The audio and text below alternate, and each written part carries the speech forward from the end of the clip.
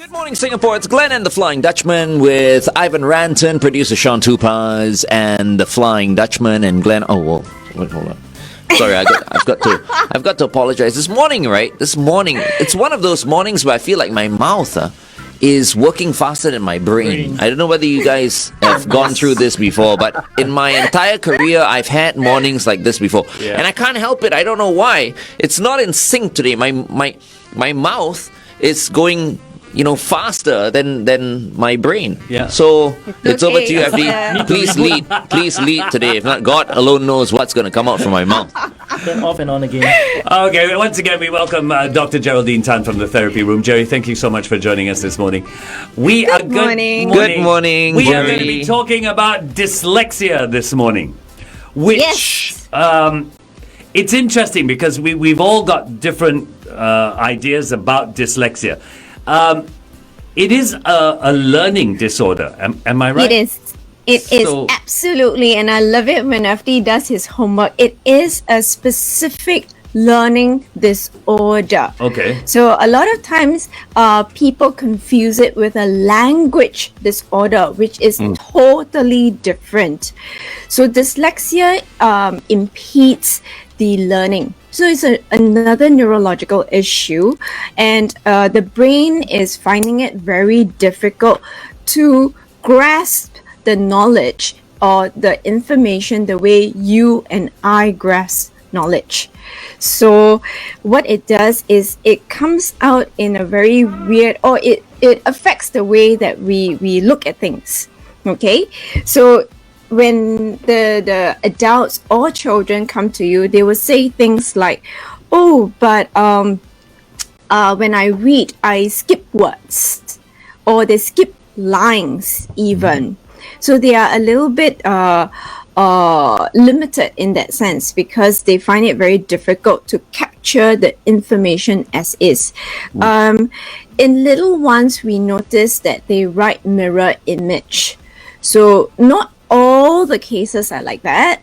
Okay, so some parents say, "Oh, but my child doesn't write the B and the D in mirror image, or they write the E and the 3, in mirror image." So not all of them manifest in that way. There can be different sort of signs and symptoms that we can see. So is it a neurological thing? Yes, it is. It is. Huh? So the brain cannot capture, the information like the way we capture the information. Yeah. So it's not a reading writing thing. It goes much deeper than that. So it can affect different information. That means picking up of information. So like math, not just languages itself. Yeah. And even like writing, the writing can be very messy. The scroll can be very messy. Yep.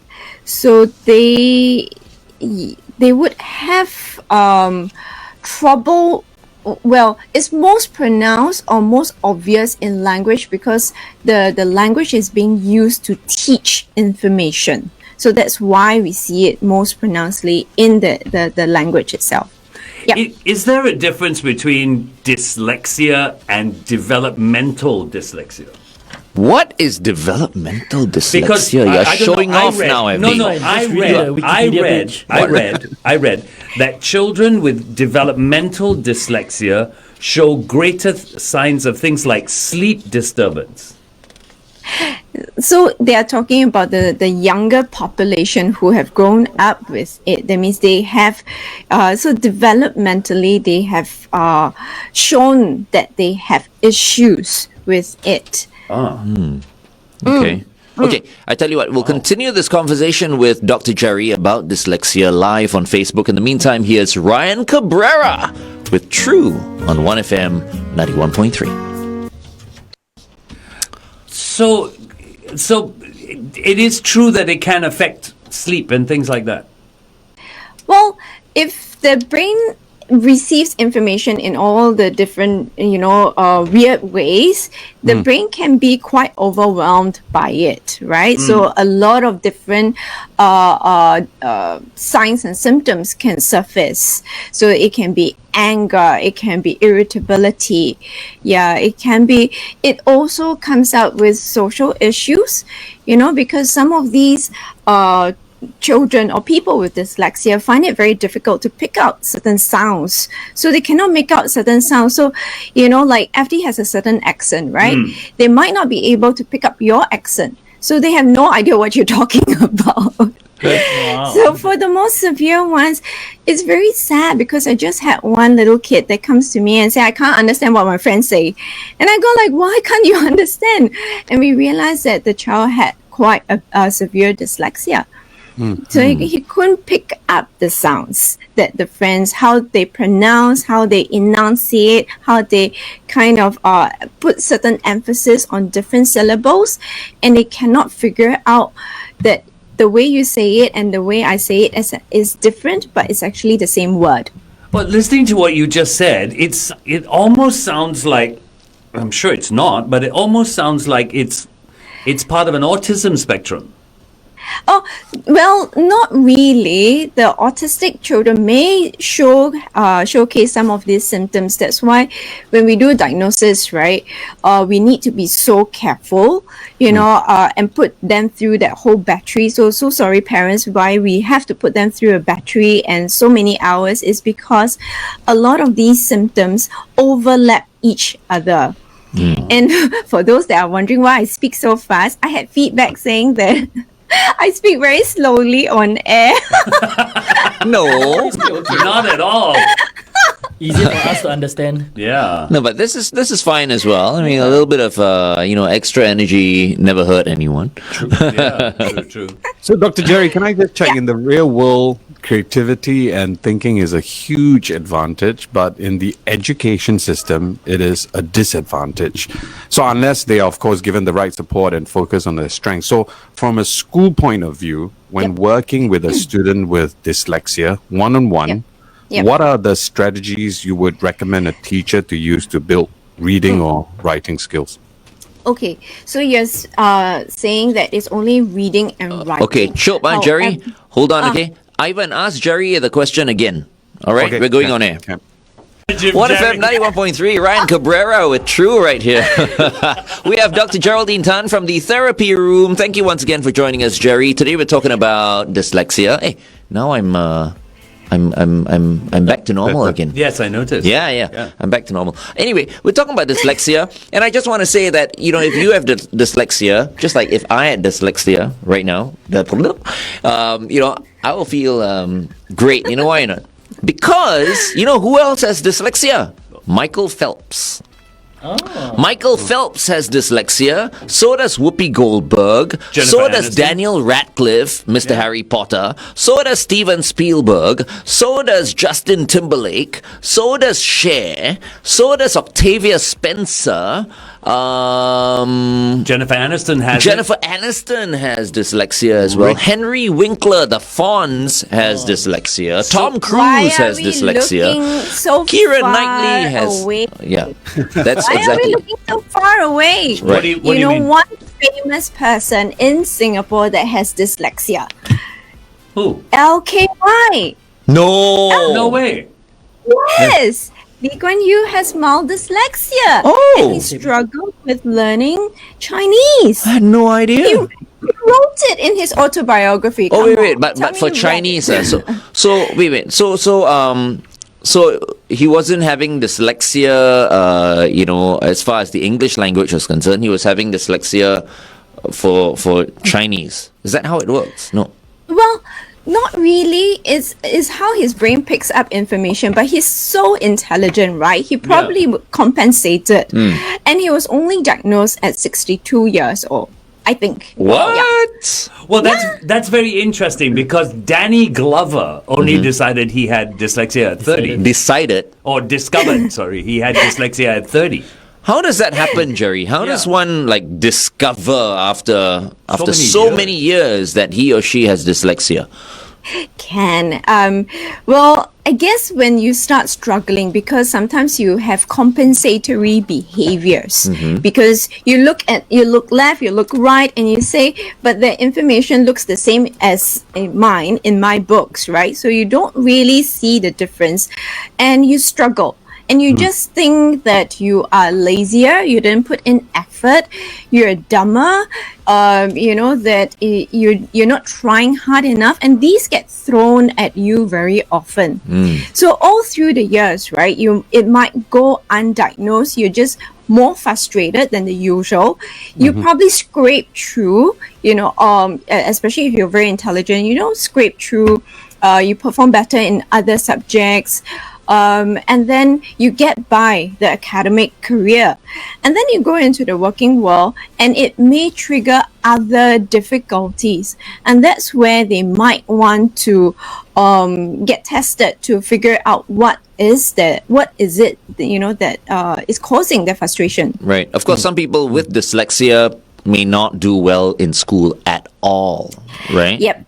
Okay. So they would have difficulty in terms of trying to learn. Okay. They might have difficulty, especially, and I hear that a lot, in the math problems. Oh. The story sums that they Yes. have to read and figure out. But one trait that dyslexics have is that they have a very disorganized mind. So, which one comes first, which one comes next, the sequencing may be a bit tougher for them. So the word problems, there's the language part of it, and there's also the sequencing part of it. Right. Ivan, are you going to say the same thing as I am? Because I'm about to say this is sounding more and more like me. No. That too. But actually, I've got a question for Dr. Jerry. Yeah. Like I mentioned early on, in the real world, creativity and thinking is a huge advantage. But in the education system, it is a disadvantage, like you mentioned, unless they are given the right support and focus on their strengths. So, from a school point of view, when you're working with a student with dyslexia one-on-one, what are the strategies you would recommend a teacher to use to build reading or writing skills? So we are looking only at reading and writing. That's what you have elicited. But actually, it is not just affecting the reading and the writing. There can be many components. So it's very important for us to pinpoint what the child actually requires. That's why the battery of tests would be essential, because it may not be every part of it. So sometimes the child might have a reading comprehension issue. They look at a word and they go like, I don't understand what it means, or they look at a sentence and say, I can read each word, but when put in a sentence, I cannot understand what, the whole sentence mean, and I take a little bit slower to try and comprehend it. And of course, there's the writing part of things where I was talking about mirror image and things like that. So that's easy to correct. Right. But then it comes to the phonological part of things, where they find it difficult, to even break up sounds. So then it will affect, and I think someone was asking, will affect the Chinese, because the Hanyu pinyin. So if you can't even learn a monotone language, how do you learn one that has 4 sounds, 4 intonation? Right. Yeah. Okay, we are talking to Dr. Geraldine Tan from the Therapy Room right here on Therapy Tuesday on 1FM 91.3. The music continues with Madonna. This is Vogue on 1FM 91.3. So earlier on, Ivan was asking how teachers deal with kids with dyslexia, and really, in order for them to deal with it, Jerry, you're saying the kid has to go through a battery of tests to discover what they really need. But Estelle has asked this question on our Facebook page: how young can dyslexia be diagnosed? So we want the child to have the opportunity to learn, because part of the criteria is that they need to be given the opportunity to acquire all the basic foundation first. So we tend to have a big bulk of them coming in when they are maybe P1, P2. So it's about 7-8 years old. Yeah. Yep. But sorry. Sorry, go ahead, Dr. Jerry. But if there is dyslexia in the family, we probably can catch it a little bit earlier. So K1, K2, maybe about K2. So I still want them to have that base first. Okay, so K1, K2 before you can start to diagnose. How long do these tests take? Because I mean, Sean was saying that he suspects he might have mild dyslexia Yeah. because he actually did some work for the dyslexia. Association. Why is that word so hard? Why can't they Dyslexia. call it something else instead of dyslexia? It's like it's hard to say it. It's harder to spell. No one with dyslexia can spell dyslexia.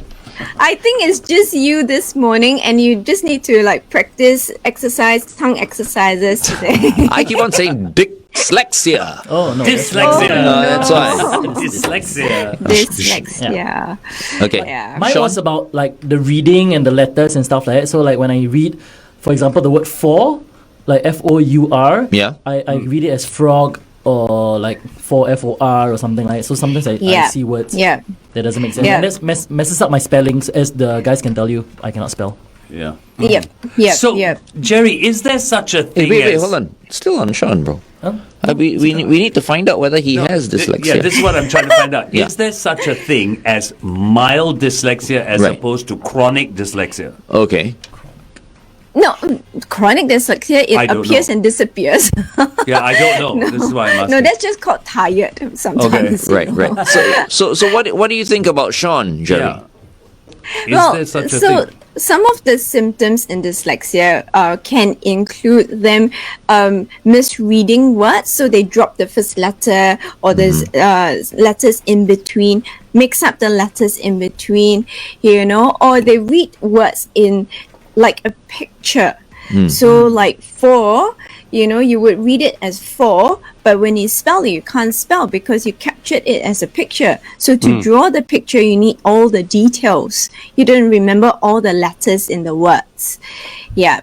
Is that how So you that's- feel, Sean? Yeah, a little bit. What It's like else? playing a game. What else do you think is a little unusual? The reading part, like what Dr. Jerry mentioned, like sometimes I read and I skip many, especially if there's a lot of words. Mm-hmm. Yeah. You just skip to the bottom and just try to guess what everything else Skip is to happening. the bottom. Yeah. So, Yeah. like, it feels like it's very overwhelming if you see a lot of words. Exactly. So this is something that many people with dyslexia would complain about. You give them a chunk of information. Yeah. It's just too much for the brain to kind of pick up because they don't know how to go line by line or just to separate things, Oh. okay, or to organize.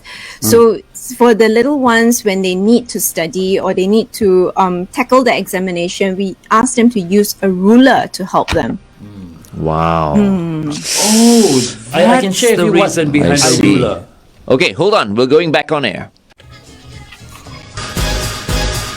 1FM 91.3, that's Vogue by Madonna. We have Dr. Geraldine Tan from the therapy room with us this morning, and we are talking about dyslexia. Dyslexia. Dyslexia. You can spell! Yay! He's cured. He's cured. Spelling bee champion, don't play a fool. Okay. We just want to tell our fan Daryl Lee, who sent us this message. He says, Dr. Jerry, I can't understand my Scottish friend. Am I dyslexic? No, Daryl, you're just normal. So bad. But Yes, some accents are a bit thicker than what Yeah. you're used to. But Jerry, I go back to something you mentioned just now about seeing pictures. A word is Yeah. a picture. Now, Bruce Dowsing on our Facebook page has said, dyslexia is a vision processing problem. The eyes can be trained to better capture the text on a page.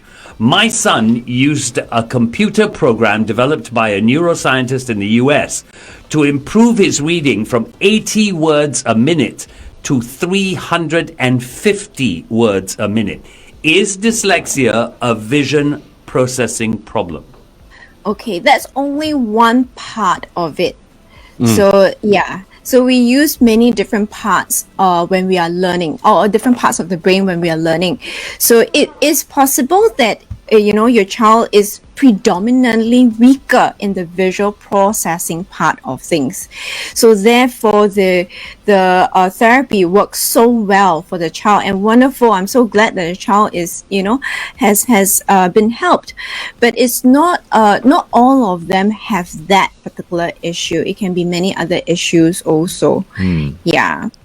So that's where your vision, the auditory part of things, the comprehension part of things, the writing part even, Yeah. But no doubt about it, what's that person's name again, the parent? Bruce Dowsing. Bruce Dowsing. Make no mistake about it that your kid still has the potential to be a genius. 350 words a minute. Yeah, Wow. yes. It's a lot. Yeah. I mean, Amazing. despite, the condition. Yeah. I mean, I only just found out this morning that our founding father, Lee Kuan Yew, had dyslexia. So, Yeah. Yes. Yeah. So very inspiring. Yeah, the world sees dyslexia as a disadvantage. We say it's not, it's a misconception. Am I right to say that, Dr. Jerry? Exactly. So, the voice of the people again, Ivan. Yes. These people, these children have so much potential, as we are talking about them, right? And they can have average to even above average IQ. And many of these people that, Glenn was reading out are wonderfully talented people, who have overcome their difficulties and accomplish a lot in life. because I mean, how hard must it have been for them to memorize scripts and all that? If we're talking about the actors and actresses, if you say reading is so hard, and what Sean mentioned earlier on, he can't, the moment he sees too much information, he feels overwhelmed. Yeah. What more people like Jennifer Aniston and Tom Cruise and all that, who have made so many movies. I mean, they have to memorize these scripts. We don't have dyslexia. We've had to memorize scripts, and we've had such a hard time doing it. Major problem doing it. That's why a lot of people in Glenn, Hollywood. did you know that Steve Jobs, Albert Einstein, Thomas Edison, Henry Ford, even John Lennon was dyslexic? Oh, Yeah, the Yeah. number of people with some form of dyslexia is immense. Right. It's crazy. Yep. I've got professors who are brilliant, so they articulate and present very well verbally. But oh my gosh, please don't ask them to draw anything at all, to write anything. Their drawing is so horrible. Sorry, I love them all, but it's so horrible that sometimes we go, never mind, can we write for you? my drawing is horrible. My handwriting is horrible as well. It's like, The doctor in you, I think. oh my God. Maybe all of us are dyslexic. A little bit dyslexic. Yeah, one way or the other. Yeah. Dr. Jerry, I've got a question from a parent. Yes. How do we approach reading difficulties impacted by trauma? Oh, but that would be depends on what kind of trauma, right? So if you're talking about physical trauma, then they need to go through a lot of other types of therapy. If you're talking about emotional trauma, then we need to work through the emotional part of things. Yeah, so it depends on what kind of trauma. Okay. All right. It is 8:23. 1FM time check. We're getting so many questions running across Let's- our Facebook page. Let's go through the questions then. Okay, Maul says, when someone is really a slow reader and keeps repeating the same line on a book, for example, should we send that someone for a dyslexia a test? Should we suspect mild dyslexia if they're doing that? If it is affecting their reading, it is affecting their acquisition of information and learning, yes, I would say please come by. Doesn't mean the child is dyslexic. There are other issues also that we can pick out if you bring a child to us, to any of my colleagues. Yeah. Interesting. Another one from Ruben Shannon. Is there any cure, or do we just adapt and have to live with it? Oh, so this is a management issue. So there's no medicine that goes, oh, magic pill, take it and you'll be cured already. But with proper management, you can definitely find life easier. What about, Dr. Jerry, about parents who are at home with their, child or even their husbands or uncles and aunties with dyslexia? Is there anything they can do at home that can improve, whatever they're going through? What would it be affecting? So for example, reading. Okay. Most commonly reading. Okay. Is there anything you would recommend they could do? As in to help the other person, is it? Correct, So that's right. if reading is one of the issues and they find it difficult to follow the words or the lines, just using the finger to point can help a lot. Using highlighters to have the keywords pop out at you, using ruler to kind of track the different lines also is very helpful. Bigger font. So this is another thing so highlighter rulers, we encourage them, the students, to bring into the exam hall. The other one are bigger fonts. So on your phone or in the examination, we actually can request for access arrangement for larger font size. So it's presented on an A3 paper. So as long as the child doesn't feel a bit paiseh, right? Embarrassed about it, they can have the bigger, the examination paper on a bigger sheet. Speaking of exams, another question has come up. Do students who've been diagnosed with dyslexia have longer time frames for their exam papers? Do you know? Yes, so that's another access arrangement. So access arrangement is what we call MOE call the exam arrangements, special exams arrangements. So bigger font size, larger paper, quiet room, the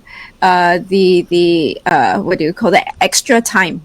Wow, that's VIP treatment right there, no? Oh. I didn't know this when I No, was taking well, my it exams. helps to showcase their potential and course. not showcase their limitations. Yeah. Well, the other thing that's come up again, Moll is very active on our page this morning. She says, is it true that some dyslexic people rely more on the right side of their brain so they become very creative people? Okay, so there's always this right brain, left brain, yeah. kind of debate and everything. Yeah. There are researchers out there who want to prove and disprove. Basically, I would always encourage to use both sides of the brain. You don't want Like to we make actually it- choose, That's why. Like right now, I'm not sure which side of my brain I'm using, no? I'm thinking. So Glenn, are you using the right or the left? I think the back side of my brain.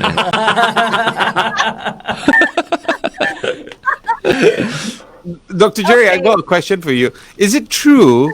I'm not sure. Is it true that dyslexia, ADD, ADHD, and even phobias are all caused by the inner ear dysfunction? I'm not sure. Okay. Wow. I think a lot of people try to come up with a lot of different theories, yeah? Yeah, yeah. I mean, ultimately, it goes back to the brain itself and how it deals with information, Yeah. right? So I'm quite a traditionalist. So, people can try to go into little specific areas and ultimately it links back to that primary motor or primary engine, So, yeah. And Renita is also asking, there's so many questions there. I'm trying to Which get is through them great, all. which is Yeah, great. no, This I'm is the trying again. perfect time for our 1FM fans to ask Dr. Geraldine questions. Is the treatment or therapy for dyslexia in a child the same as that for an adult? Assuming the problems are the same. They use, so the speech therapist will be able to help us with that a little bit more. The children, I do know that they have a couple of therapy. The most commonly used one is the Ortho Gillingham method to help them. The treatment for the adults will be somewhat modified and less intensive also, because they would have acquired other methods to help themselves. Yeah. Okay, hold on. We're going back on air. To do a traffic, sir. 1FM 91.3 traffic. The MCE towards the AYE, a vehicle broken down after Central Boulevard exit, avoid lane 1. Usual delays across the expressways. Look out for Clementi Avenue 3 near the junction of Avenue 4. We've got a vehicle broken down there as well. Please stay within the speed limit. Have everyone buckled up. Drive safely today. Good morning, Singapore. Thank you so much for having us on. It is Therapy Tuesday with Dr. Geraldine Tan from the Therapy Room. FD has been answering, or rather reading out questions, and Dr. Jerry has been answering these questions, and that's what we love about Therapy Tuesdays, all right? So please go tell all your friends that Dr. Geraldine is in the house every Tuesday to answer your questions with regard to the topic that we are or will be discussing on that day. And today it's dyslexia. Yeah. Frida came to us this morning and she said, when I was younger, I think I had dyslexia because I kept choosing the wrong men, all salah. I don't think that's got anything to do with dyslexia, Frida. But we have to love this lady, right? She's such a delight. She is. Frida is amazing. Okay. Any more questions? They are, well, right now it's people just talking about having experienced it, and perhaps they Wonderful. experienced it. And please rent. I think maybe here I can share one of the cases. Yeah. And that's why I encourage people to come forward and do testing. And it was a very touching situation because I did testing for a child, I think a teen, who was really struggling in school. And as I went through, so after the testing, a report will be given with all the data in there. So I was explaining to the set of parents, and as I spoke, right, the father started tearing up because this boy is a very intelligent boy. So the IQ is above average, but you can see distinct depression in some of the areas. And I was a bit puzzled. I thought he was like so relieved that, he knew what was wrong with the child.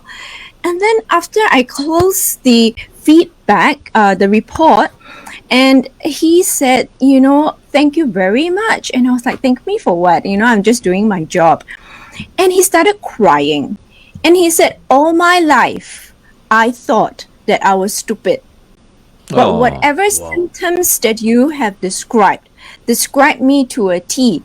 And dyslexia is hereditary. So if the parent has it, chances are the child can have it more predominantly in the males.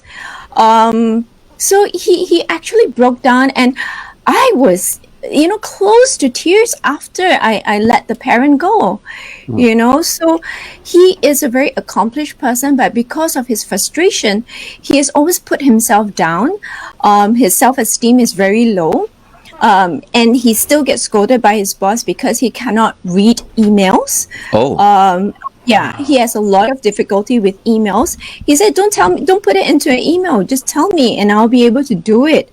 And he is, I suspect, well, the IQ has to come from somewhere, right? I'm sure mom and dad, the IQ is very, very high. Right. For those of you who are into Bollywood movies, there's an absolutely brilliant movie about dyslexia. It stars Amir Khan, one of my favorite Bollywood actors of all time, and the boy who is dyslexic in the movie, he's all grown up now. His name is Darshil Safari. All right, so the title of the movie, if you can watch it, is Tare Zameen Par. And I'm sure by now many people have watched this movie, but if you get the chance, do watch it because, I actually cried during this movie. Oh, wow. Really, it's amazing. It's about, this boy who's criticized by his parents for his poor academic performance, and they just had no idea he was dyslexic. Oh my God. They just thought he was just being naughty. Oh wow. You know, and just watch this movie if you can. It's Tare, Taare, Zameen, Zameen, Par. Yeah. American. I will go watch it. They made an Excellent show. Hollywood version of that as well. Oh, is it's it? on Netflix. It's called Night School with Kevin Hart. Really. So he has dyslexia and dyscalculia. I've and watched everything. that movie. And he has to go back to night school and he learns all about his learning disabilities as well. Right, Wow. right. But that's a comedy. That's comedy lah. Yeah. This other This one will movie make you is, cry, is I a think. serious movie. A lot of our fans have already watched this movie. They're coming through now, Yeah. going, great movie, must watch, great movie. Right. So they have. But I've also watched the Kevin Hart movie, Night School, right? School. I also cried at the end of that one because he had to take his test over and over Oh, yeah, again. he His did 6 exam. times. 6 times he had to take his exam. Yeah. And Yes. he never gave up. Kevin Hart, the next Black Panther, everybody. He was like me trying to get my O levels. Huh? Anyway, another one that's come through. There is dyslexia and there is is it pronounced Dyspraxia. Dyspraxia. So there's a dys family. So there's dyslexia, dyspraxia, dyscalculia, dysgraphia, and a lot of other dys. Wow. And what? They all mean What? you have how? And what? It's all. I don't want to use Dyslexia, dyspraxia. So now you're talking about the word dyspraxia. dyspraxia. So what are the differences between these? I think now it's time for this song first. Okay, we do this song and then we come back and we Then find. you tell us what Well about the done. other You're disses. very good. All right, and this song is by Shanice. Here's Saving Forever for You on 1FM 91.3. Good times, greatest hits. Okay, so we were talking about dyslexia, dyspraxia, and Jerry came up with so many other disses. What are the so what? Dyslexia is reading and writing and what are the different ones? What are they about? Yeah. Let's go with the 4 that I just said, right? Yeah. So dyslexia, we have been talking extensively. Yeah. So the dyspraxia is a motoric issue. You know, so the coordination is there's poor motor coordination. Okay, Right. also. So some people affecting a can't lot catch the ball. Like I have some friends, I throw a tennis ball, right? And they can't catch it. that It's it? a little bit more than that. We can talk about it another Yeah. time. Oh, We- okay. Okay. If you tell everything now, no more fun already, yeah? True. Okay, because if you confirm this, I'm gonna meet my friends, this evening. I'm gonna bring a tennis ball along with me again, and I throw it, and if they are unable to catch it, I go, that's it, you've got dyspraxia. So I guess not, yeah? Okay. Let's move on. Okay. So dyspraxia. Okay, so that's dyspraxia. Then there's dyscalculia. So dyscalculia, where they have an issue doing math. Okay. Oh, because of the calcula. Okay. Dysgraphia, they have an issue with their fine motor skills and in writing. So the graphic. Right. Doctors have dysgraphia. Yeah, they all have dysgraphia. Maybe not you. All Jerry. family doctors have dysgraphia. 'cause they all GPs. Jerry, how's your handwriting? I mean, you're a doctor. Horrible. I have my teacher telling me, Geraldine, can you please write nicely? The examiner who is trying to mark your paper over in England cannot, see Right. your writing. Yeah, can't read it. Not I've not as bad as mine though. You see, I've got dysgraphia. Yeah, boy. I just think it's true, right? Oh, Oh, God, you guys hey, are the same. we're the same. It's Dr. This- Jerry and Dr. Glenn, everybody. See, this is the thing. I have a theory on this. I think to go into any form of medicine, one of the prerequisites is bad handwriting. What? Otherwise, you can't get in. They test your handwriting first. Well, not all doctors have bad handwriting. I have But- 64 years. I haven't met one with good handwriting. Well, it probably is because that part of the brain is atrophied. No, I'm just kidding. That's a scientific word. No, we all just believe you, Annie. Atrophied, as in atrophy, is it? Oh. So what does that mean again? Sorry for those people who don't know. Well, when you haven't used a muscle for a long time and it starts to weaken, Right. and it Oh, starts to yes, kind yes, of waste away. Right. Please don't believe me. You're terrible. Lynette Coe has come on, and very much like the story you told us, Lynette says, when I found out that my son had dyslexia, it was then I realized that I also had dyslexia. She didn't know it until her son was diagnosed. Oh. Wow. Yes. And he not only had dyslexia, he also had ADHD. Can they come together? Of course, they can comorbid. So the learning disorders can comorbid with a lot of other developmental disorders. So it can comorbid with, autism. We spoke about Yeah. it. It can comorbid with ADHD. It can comorbid with many other issues. Right. So it doesn't need to come singularly. So, what advice do you have for parents who have just found out that their kids maybe have dyslexia, and in terms of like understanding them a little bit more? So when you've already found out, probably you've already gone to a professional or a psychologist, right? So they would have explained to you the difficulties that your child is going through. There will be recommendations on the report. Discuss with your psychologist, discuss with your therapist, what methods can help your child the best. Because most parents would already tell me when they receive the report how relieved they feel, and sometimes how sorry they feel that they have been scolding their children, Right. and they didn't realize that. So from that point, when you receive the diagnosis, is when, you start to relearn how they are learning about things and to be a bit more embracing, with their potentials as well as their limitation, to use their potentials to grow their limitations. So it's very vital. I think we were talking about the creative part of them, so they all have strengths. How do we use these strengths to then help them to grow the other parts of themselves, which they definitely have the ability to. Right. I think the good thing about today's show is that, parents who have always suspected maybe their child of being dyslexic, will now finally maybe take their kids, for an assessment. Yes. Right? Yep. Because I think there are too many parents who just write it off as their kids being lazy, their kids being, their kids having very short attention spans and stuff like that. You know what I mean? And I think in this day and age, with the pressure put on children, a lot of them are not going to come forward and go, but I have difficulty reading this, but I have that, because they don't want to seem weak. Yeah. So you're going to really have to work with your child. I think some parents even write it off as nonsense. My kid is just being naughty, just being lazy. Yeah. If you can, send them for an assessment. Let them see a psychologist. Yeah. Because really, I mean, you never know. Yeah, and they must be suffering internally with the problems that they face. Yeah. Yeah.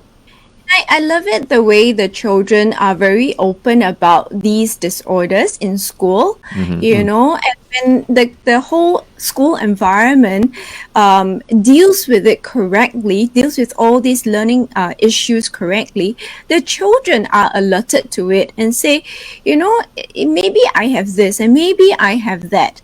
And I must say that my children love listening to both of you. Really? What are your kids' names, by the way? Josh and Amber. Josh and Amber. Good morning. Good morning. Uncle Glenn and Uncle FD love you guys. Aww. Yeah. So when we talk more about it, the children become more comfortable to talk about it, and then it helps the parents to be more comfortable in getting help for them. Nice. So early interventions is key, right, Dr. Jerry? Of course. So once you build that foundation for them, right, they take it and they bring it to great heights. Right. Okay. Well, it's been awesome. It has been awesome. It's been absolutely incredible. Another awesome show this morning with Dr. Geraldine Tan from the Therapy Room. And in just a while, we're going to be singing a very nice song for Josh and for Amber and for all the kids tuned in and all the adults who are familiar with the Muppet Show. Remember the song, The Rainbow Connection? Oh my, okay. Yeah, we'll be singing that song this morning. Okay, thank you. I thought you were going to put me through another song again. I was like, oh no, please don't. Oh my God, you should sing with us as well. You can join in. Yeah. Of Join course in you if you like. can. Okay, we'll with come back you. on air and we'll do a little wrap up. Yeah. Do a little wrap And then up. We'll do a start wrap up on singing air. our song. Stand by. 3, it's Glenn and the Flying Dutchman, Ivan Ranton, producer Sean Tupaz, and Dr. Geraldine Tan. Thank you, Jerry, so much for being with us. What last words do you have for anyone listening today with kids who have dyslexia? Perhaps they are worried their children may have dyslexia. Teachers who have to deal with kids with dyslexia. So I will end with a quote from one of the, I think, American educator, if I'm not wrong. Just let me see. Robert John Meehan. And he says, every child has a different learning style and pace. Each child is unique, not only capable of learning, but also capable of succeeding. Oh, Nice. that's so nice. Nice. So nice to end off on that very, very positive note. Thank you once again, Dr. Geraldine Tan, for addressing dyslexia this morning. Very glad to be on. Please let me know what I can talk about next session. I think we should talk about teenagers. Right? Yeah. Okay. So that's understanding teenagers. Okay. Understanding teenagers. Yeah. Why are teenagers so difficult? How do we handle them? They weren't angels like we were when we were teenagers. Exactly. I was such an angel. Okay, never mind. All right, Jerry, thank you so much once again for joining us. By the way, we are going to go back live on Facebook and we are going to be singing Rainbow Connection. All right, so if you guys want to sing along with us, you're most welcome to do that. Thank you once again, Jerry. Thank you very Jerry. much. No worries. Bye, Jerry. See you all. Have a wonderful day ahead. We'll see you next Bye-bye. week. Bye-bye.